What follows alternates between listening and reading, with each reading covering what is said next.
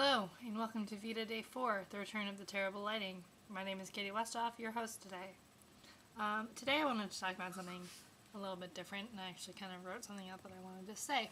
So, this is based on what we talked about in my what I read about for my sociology class. I think my door is open. Nope, it's not. What we talked about in my sociology class about kind of gender and inequality and at the educational and elementary school level.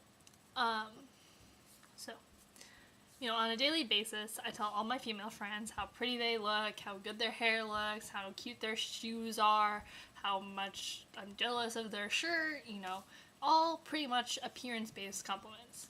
And I'm not that much of a girly girl, but, I compliment people and I tell people when they look nice because I know it's nice to be complimented, and a lot of people probably think I'm a weirdo because I usually go out of my way to say something, like, oh, you look so pretty today, or whatever. But, that's just what I do.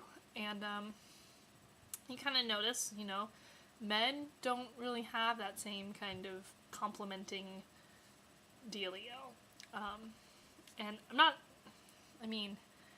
You rarely hear men talking as much about physical appearance as you do women.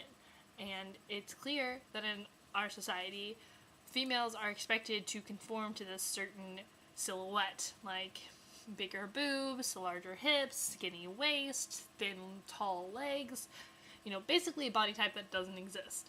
But it's the one that's expected, and it's the one that's shown on most major networks and TV stations. And I'm not saying that there aren't, someone keeps knocking on the door and it keeps throwing me off.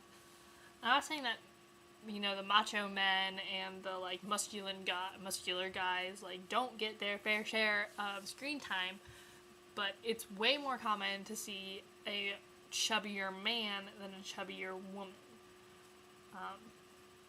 And that's just what I like to say. I'd like to kind of read something that my sociology book pointed out a little bit. When we analyzed the computer printouts for information about gender and race, an intriguing trend emerged. The students most likely to receive teacher attention were white males. The second most likely were minority males. The third, white females. And the least likely, minority females.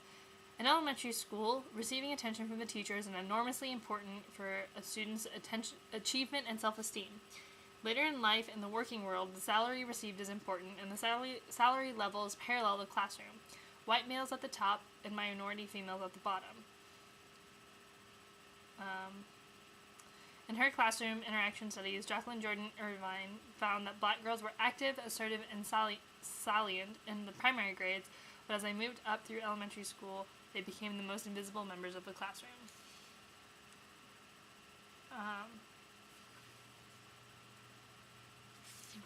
There's something else I wanted to read.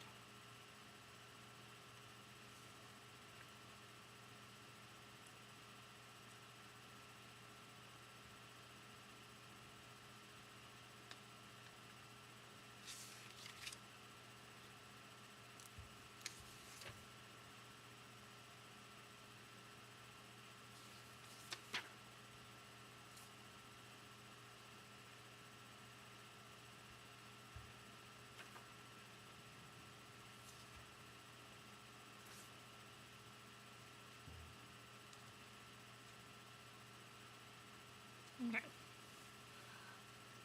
Oh, this is just...